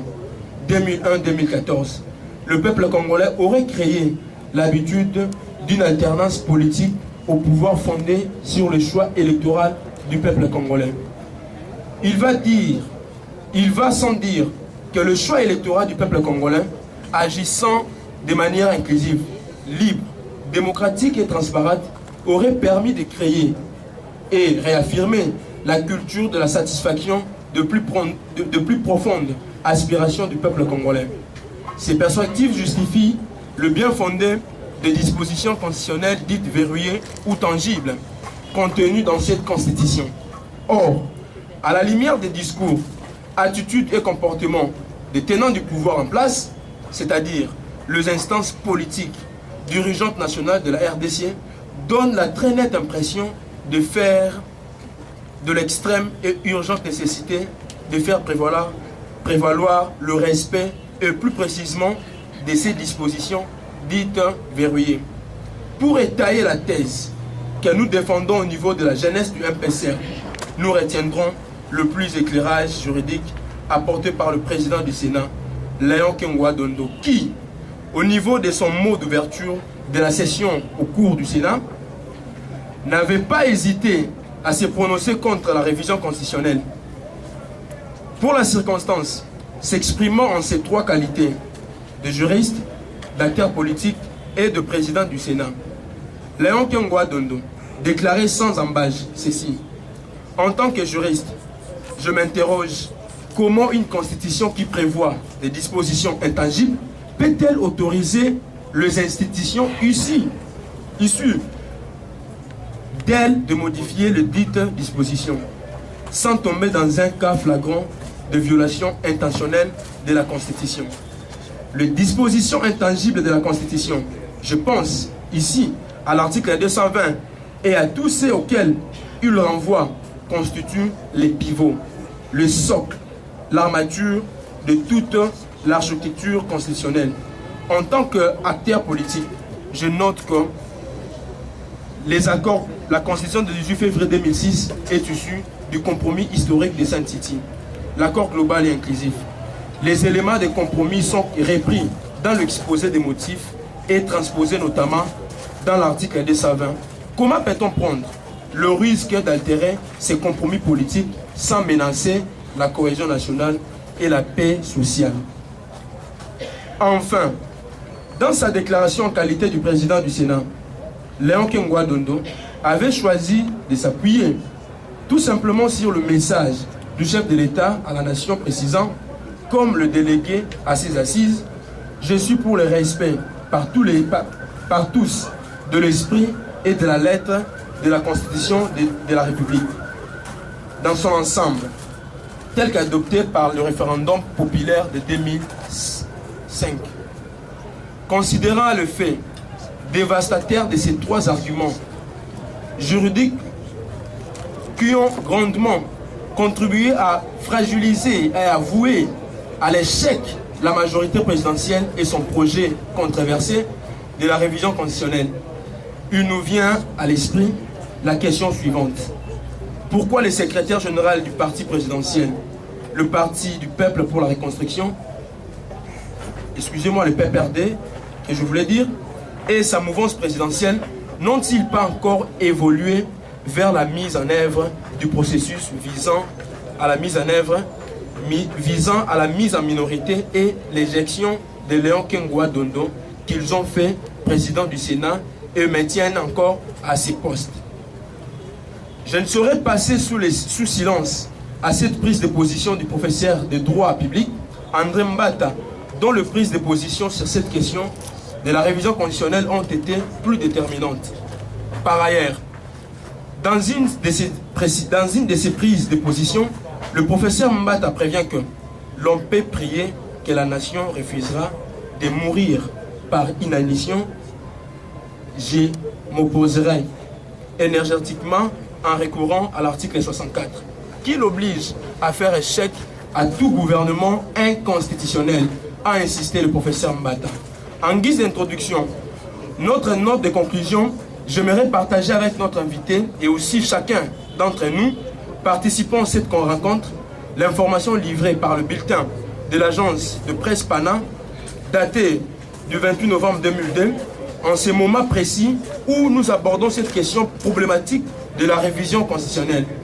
La jeunesse, prétendument à venir du pays, devrait approfondir la méditation sur ce qui fut l'époque une prise de position de Mme Marie-Ange Lukiana de Mme Marie-Ange Lukiana, ministre congolaise du Travail et de la Prévoyance sociale. En effet, à l'époque, Madame la ministre qui s'inquiétait du taux élevé de chômage en RDC indiquait que le produit intérieur brut par habitant en RDC est de $1 américain, c'est-à-dire 8,4 $ américains par mois, soit 0,28 $, l'équivalent en monnaie locale de 100. Et pour terminer, nous réaffirmons au sein du MPCR notre position vis-à-vis de cette question de l'actualité de la révision constitutionnelle. Le MPCR est contre toute révision constitutionnelle ou tout changement de la Constitution, nous pensons qu'il est très nécessaire que cette démocratie puisse être consolidée davantage. Et donc, cette question de pouvoir toucher à la Constitution nous semble inopportune et pas nécessaire. Nous avons dit et nous vous remercions. Notre combat continue. Merci bien. Je voudrais faire 2 remarques. Si vous vouliez citer Mbata et le président King, vous auriez pu le dire dans votre mot introductif et j'y répondrai. Deuxièmement, je suis parlementaire. Je ne peux pas répondre au président du Sénat en dehors des institutions. Ce n'est pas ici que je peux répondre au président du Sénat. Troisièmement, la déclaration, vous lui faites dire ce qu'il n'a jamais dit. Il n'a jamais dit qu'il faisait cette déclaration en tant que président du Sénat. Je vous défie de me le montrer. Dans sa déclaration originale, il n'a jamais dit ça. Il a donné les 3 qualités. Il n'a jamais dit qu'il déclarait en tant que président du Sénat parce qu'il n'engageait pas l'institution. Et donc, nous devons être honnêtes dans ce que nous disons. Je voudrais simplement vous donner un conseil. Vous êtes jeune, lorsque vous invitez quelqu'un pour faire une conférence, posez-lui vos questions dès le départ, qu'il puisse y répondre. Mais lorsque vous pensez devoir conclure, faites la synthèse de ce qu'il a dit. Ce n'est pas ce que vous avez fait. Je voudrais que dans l'avenir, vous puissiez vous former davantage pour être en mesure de faire une conclusion qui s'impose. Merci. Merci, monsieur le professeur, pour ces remarques très pertinentes. Merci.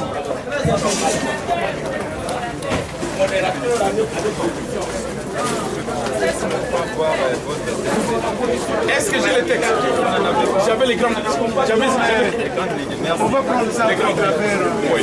Je vous en prie.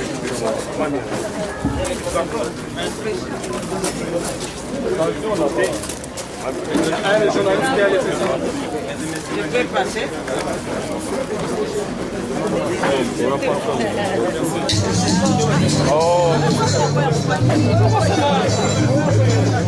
Amiral James, Roseline le peuple d'abord, Godembala, Maman Biche, Marianne Gaude, ma soeur Kainda Sylvain. Nous étions en direct de la conférence, c'est-à-dire en face débat des jeunes de MPC d'impôt de Bouemba face au secrétaire général de Vance Beauchamp. Je vous remercie. L'intérêt de la population. Et si vous, Beauchamp, on vous proposait d'être candidat, est-ce que vous accepteriez? On m'a dit dès le départ que c'était une conférence scientifique. Mais lorsque l'on est en science et l'on rencontre des questions ad hominem, nous ne sommes plus en science. Question ad hominem, on s'adresse à l'homme. Mais ici, nous sommes venus discuter principe à partir du moment où vous posez des questions ad hominem, ce n'est plus la science. D'autre part, avec les si, on bâtirait les meilleurs du monde. Et donc, puisque vous parlez des si vous étiez Madame Soleil, vous pouviez prévoir l'avenir, mais vous n'êtes pas Madame Soleil. Et évidemment, quand même Madame Soleil donnerait ses prévisions, et ce n'est pas tout le monde qui les accepte. Parce que fort souvent, ces formules sont tellement ambiguës, alambiquées, qu'elles ne se réalisent jamais. Je continue. Je suis secrétaire général d'un parti.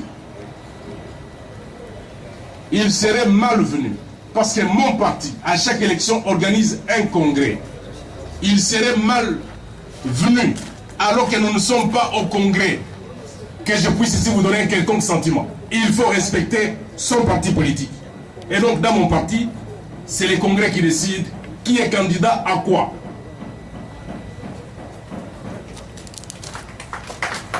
J'apprends à suivre cette proposition. Gloire Dinanga, ingénieur en construction. J'ai avec moi ici les livres du conseiller Jean-Pierre Kambila Kankwende, Wampunga, plaidoyer pour la 5e République, sous-titre de la nécessité d'adapter les institutions aux évolutions. Page 15, le paragraphe 14, je crois, il dit, je cite, « Certains compatriotes qui se veulent radicaux pensent que l'article 220 devrait garder toute sa puissance à jamais. Il qualifie cette approche de patrimonialisme constitutionnel, subterfuge par lequel on parvient à interpréter la Constitution en ne s'appuyant que sur les dispositions qui présentent bénéfice à la défense de son point de vue politicien. Professeur Évariste Bouchard, en 2005, vous êtes tombé vous-même dans ces subterfuges. Vous avez soutenu la Constitution, l'actuelle Constitution, parce qu'elle répondait à vos points de vue politiciens. Aujourd'hui, vous êtes contre cette même Constitution parce qu'elle ne présente plus vos intérêts. Vous devez la modifier, la changer, tout ce que vous voulez. Vous avez touché le fond, vous devez la modifier pour avoir une autre Constitution qui réponde à votre point de vue politicien. Quelle image vous donnez à la jeunesse congolaise? L'image d'une classe politique qui se démange à l'idée d'une quelconque alternance. Que voulez-vous que la jeunesse passe demain de vous, professeur Évariste Bouchard? Ma petite deuxième question. Vu le temps, s'il vous plaît, vu le temps. Elle est trop directe. Elle est trop directe. Ma deuxième question. Si réellement vous pensez au bien-être de la population, vous auriez dû initier une quelconque révision constitutionnelle depuis très longtemps visant la suspension, mettre une croix sur le Sénat. Deuxièmement, il fallait modifier la Constitution pour que la rétrocession des provinces soit proportionnelle à la production annuelle des provinces. Ça serait bénéfique pour la population. Merci camarade. Vous avez la parole. Merci rapidement. Je crois que mes bien-aimés d'autres ont déjà tout dit. J'ai quand même retenu quelques questions. Je m'appelle Louis Mpeki Wanzambi Jean Baudouin. Dit-on qu'en politique, toute ambition est légitime. Mais je ne crois pas que, depuis que le professeur, avec beaucoup de respect, puisque je devrais te l'accompagner avec mon grand frère, qui fait aussi un de vos élèves, mais il est resté. Je devrais lui payer le ticket qui vient ensemble, mais il est resté. Je ne crois pas que, depuis que vous avez écrit votre livre et publié, que vous avez, comment dirais-je, avant même les élections, que vous avez, comment dirais-je, des bonnes ambitions. Puis j'ai lu ces livres. Personnellement, je mets à témoin Dieu. Cela veut dire que je vais vous répondre après les élections. Que j'aurai une bonne réponse. Je vais écrire au président Wimba pour vous remettre. Je l'ai dit en tant que patriote. Tout le monde ici aime son pays. Un patriote n'a jamais trahi. Un patriote, c'est lui qui aime son pays, qui aime son travail. De deux, rapidement. Je vais parler des problèmes concernant les serments. Je vais lire rapidement l'article 74. Rapidement. Le président de la République élu entre en fonction dans les 6 jours qui suivent la proclamation des résultats définis des élections présidentielles. Avant son entrée en fonction, le président de la République prête serment devant la Cour constitutionnelle. Le serment ci-après. Moi, élu président de la République démocratique du Congo, je jure solennellement devant Dieu et la nation d'observer et de défendre la constitution des lois de la République. Je crois que cette constitution que j'ai entre mes mains, c'est ma Bible à moi. Quand nous avons, comment dirais-je, chanté l'hymne national, au fond de mon cœur, j'ai pleuré. Je ne sais pas si suis-je congolais ou je ne sais pas qui. Je sais que ceux qui ont rédigé ces livres ici, peut-être ils avaient d'autres inspirations. Ils n'avaient pas l'esprit de Dieu. Mais j'aimerais me dire ceci. Est-ce que la question est celle-ci? Quand on prête serment devant Dieu et devant la nation, est-ce que peut-on prétendre peut-être prendre le pouvoir par la force? Puisque l'article 64 nous dit qu'à tout celui qui veut se valoir prendre le pouvoir par la force, nous devons les résister. Quel que soit mon père à moi, je vais les résister. Et j'ai dit, je vous remercie. Merci. Je suis Pius Joly, président des étudiants de l'UPC. S'il vous plaît. C'est Pius Joly, président des étudiants de l'UPC. Alors j'ai 2 questions. La première, c'est que le fait professeur Pongo Bukakoba Otolinga disait la fraude à la Constitution, c'est la violation de l'esprit même de la Constitution. C'est toucher au fondement de ce qui fait le ciment de l'architecture. Vous venez aussi de citer le professeur Joly, vous dites que toute constitution est révisable. Alors dites-moi, à quoi sert ce principe universel de droit constitutionnel qui dit, ou encore qui parle de la faute à la Constitution? Je ne sais pas si je me fais comprendre par rapport à ça. Et il faudrait que je revienne sur le principe parce que vous les confondez gravement. Et je vais vous les expliquer. Pas de problème, merci. Oui. Deuxièmement, c'est que, d'une part, vous avez parlé des dispositions intangibles en disant que ce ne sont que de simples vœux, de simples dispositions morales. Mais nous savons tous, juristes, qu'une disposition morale cesse d'être morale une fois qu'elle entre dans un texte juridique. Elles ne sont plus de simples déclarations de vœux, mais elles ont maintenant une valeur juridique forte qu'on ne peut plus toucher. Je vous remercie pour ça. Merci, Pius Joly. Vous avez la parole. Merci pour la parole. C'est M. Roger Maemba, politologue, cadre du MPCR. Monsieur le professeur, merci pour votre exposé si brillant. Nous vous remercions infiniment. Dans votre exposé, vous avez dit la stabilité institutionnelle ne signifie pas l'immobilisme. En d'autres termes, c'est-à-dire, s'il y a la stabilité, vous pouvez aussi marcher, c'est-à-dire de quitter l'immobilisme vers la mobilité. Alors, un observateur averti dans notre pays dit que toutes les crises politiques qu'a connues notre pays, de 1960 jusqu'à 2001, je prends 2001 parce que c'était l'année que nous avons été au Sun City pour imprimer la constitution actuelle. Monsieur le professeur, toutes ces crises-là étaient essentiellement institutionnelles et constitutionnelles. Croyez-vous qu'en révisant la constitution, comme vous préconisez là, vous n'ouvrez pas la boîte à Pandore pour une nouvelle crise? Ça, c'est ma première préoccupation. La deuxième préoccupation, c'est direct. Monsieur le professeur, pour qu'un président de la République élu qui puisse réaliser son projet de société, il doit prendre combien d'années? Parce que dans l'actuelle constitution, c'est 5 ans renouvelables INSEF. Mais pour vous, combien d'années pour qu'il réalise son projet de société? Merci. Merci, monsieur le professeur. C'est Joël Toumba, étudiant en L1 à l'Université protestante au Congo. Monsieur le professeur, j'ai une question. Monsieur le professeur Évariste Bouchard, pourquoi cette constitution que vous avez adorée, défendue, devient mauvaise à réviser seulement à la veille des échéances électorales? Vous avez changé en 2011, dans la précipitation, les modes de scrutin présidentiel. Et maintenant, vous voulez encore changer le plafonnement du mandat du chef de l'État. Apparemment, seuls les articles renforçant le pouvoir semblent vous intéresser. Que dites-vous?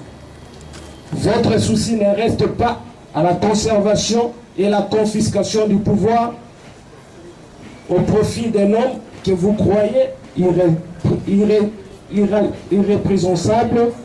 Pourquoi vous ne pouvez pas être aussi candidat dans une sorte de primaire dans votre parti? Nous avons dit. Merci. Vous avez la parole, monsieur le professeur. Alors, monsieur le modérateur, le premier groupe d'intervenants, il m'a été posé la question de savoir quelles sont les dispositions modifiables. Si vous avez bien lu mon ouvrage, je les ai classifiées et il y a une sorte de gradation. Et donc, on ne peut pas dire ici qu'on ne parle que des dispositions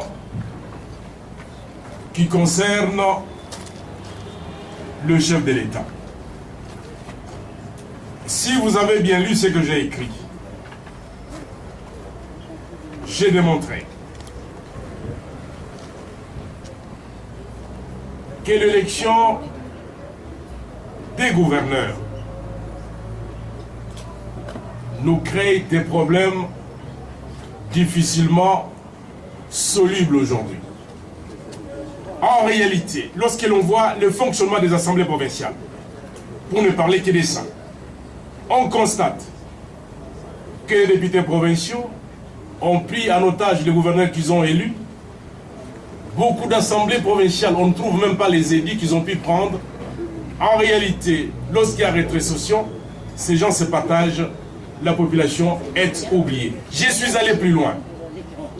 Quand bien même les élections locales ne sont pas encore organisées, on va devoir les organiser. Mais est-ce que nous ne sommes pas en train de créer des nouvelles seigneuries, en ce sens-ci que ces gens-là doivent nécessairement et aussi être pris en charge par l'État. Et ils seront nombreux.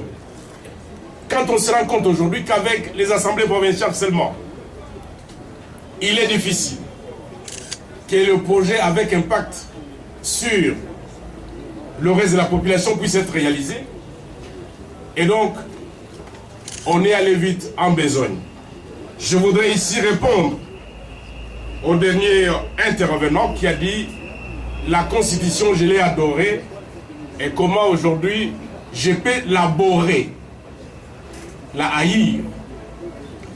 Je voudrais simplement dire ceci. Je prends mon collègue Jean-Claude ici à témoin. Lorsque nous avons battu campagne, il était contre. Il est là, demandez-lui, je l'ai vu. Je dis Jean-Claude, cette constitution est mauvaise. Mais nous devons la mettre en place pour qu'il y ait des autorités élues. Pour qu'il y ait des députés élus. Tant que nous continuons avec cette transition, quand est-ce qu'on va élire les gens? Parce que nous devons quand même dire non à tous ces gens qui sont venus avec leur Kalachnikov nous imposer leurs lois. Il est là, vous pouvez lui demander. Je lui ai dit que j'étais d'accord avec lui que la constitution était mauvaise, mais que momentanément, nous devions l'accepter. Je lui ai posé la question. Toi et moi, nous sommes en train de parler du dehors. Nous voulons aller à l'Assemblée. Tant que nous n'acceptons pas que cette constitution soit mise en place, nous allons aller à l'Assemblée comment? Posez-lui la question, il est là. Posez-lui la question. Et donc, il n'y a personne ici qui peut vous dire que j'ai adoré cette constitution parce que j'ai un témoin. Je lui ai dit qu'il avait raison, mais que momentanément, nous devons chasser ces gens-là pour qu'il y ait le début de la démocratie dans notre pays. Il est là. Il sait. Et donc, je suis d'autant plus heureux que je suis en train de parler ici au MPCR parce que je serai ailleurs, je citerai quel témoin. Je citerai quel témoin.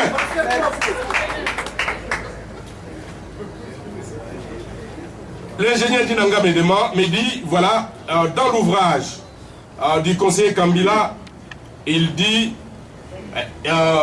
soutenir que l'article 220 est irréformable, c'est une sorte de patrimonialisme constitutionnel. Vous, Beauchamp, en 2006 plutôt, vous avez soutenu la Constitution. Aujourd'hui, vous ne la soutenez plus. Que va penser la jeunesse de vous? Je viens de répondre. Et il y a un témoin, et pas des moindres, qui était d'avis opposé à moi. Je l'ai vu pour lui dire qu'il avait raison. Mais qu'en politique, on doit tenir compte des circonstances. Comment nous allons évoluer? Et du contexte, parce que quand nous disons non, nous allons laisser ces gens en place. Or, nous devons chasser ces gens. On va les chasser comment? Nous devons les chasser démocratiquement. Acceptons d'abord leur constitution. Sitôt que nous serons là-bas, apportons les réformes nécessaires. Et Jean-Claude sait, je lui ai toujours dit, apportons les réformes nécessaires, puisque vous aviez dit non. Maintenant, vous devez dire oui et me dire ce que vous n'aviez pas accepté pour que nous puissions évoluer ensemble. Et le même camarade Dinanga dit, il faut supprimer les Sénats et déterminer la rétrocession en fonction de la production. Si la rétrocession. Mais si vous avez lu mon ouvrage, je parle longuement de la rétrocession. Je vous renvoie simplement à l'ouvrage parce que j'ai suffisamment développé ça. J'ai démontré de quelle manière il y a une très grande injustice en ayant plafonné cette rétrocession-là à 40%.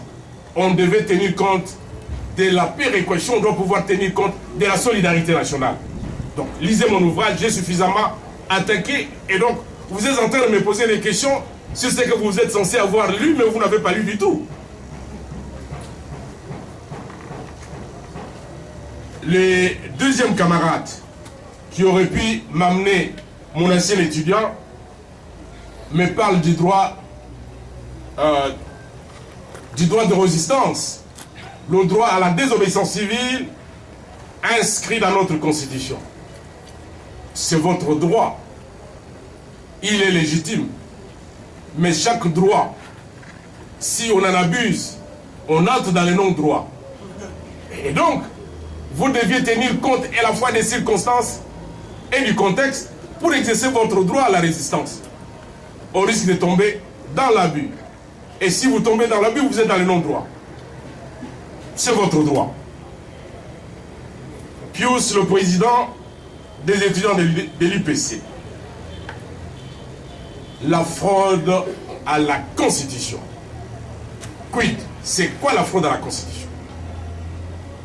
La fraude à la Constitution, c'est procéder à une révision en laissant croire à autre chose. Et donc, vous changez une disposition, mais vous dites, nous n'avons pas changé cette disposition-là, nous n'avons procédé qu'à une simple retouche. Et quand on compare, il n'y a plus rien entre le point du départ et le point d'arrivée. Et là, il y a fraude. La fraude est dans l'intention. On veut faire autre chose sous couleur d'une autre ou sous couvert d'une autre. Telle n'est pas notre intention. Nous disons très clairement, et nous l'avons démontré, qu'il y a des dispositions qui font problème. Ces dispositions avaient été dénoncées par beaucoup de Congolais, bien avant l'adoption de cette constitution. Nous nous sommes dit, et il faut quand même que l'on avance, car si nous n'avions pas accepté d'adopter cette constitution, nous serions toujours dans la transition. Ça veut dire quoi? Les gens qui sont venus par la force des armes seraient toujours là,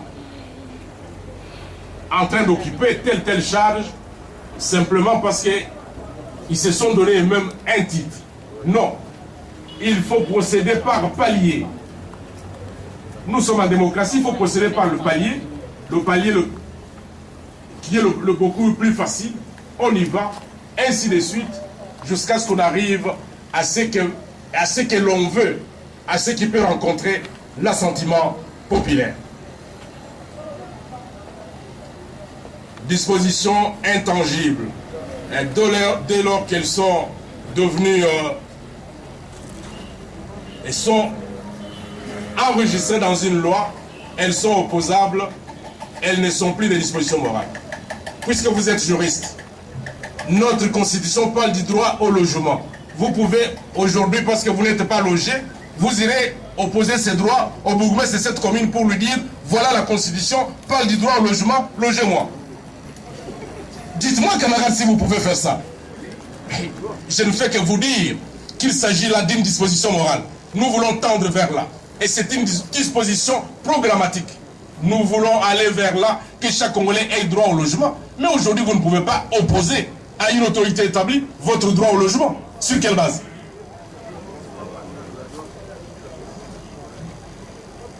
Je vous ai répondu. Roger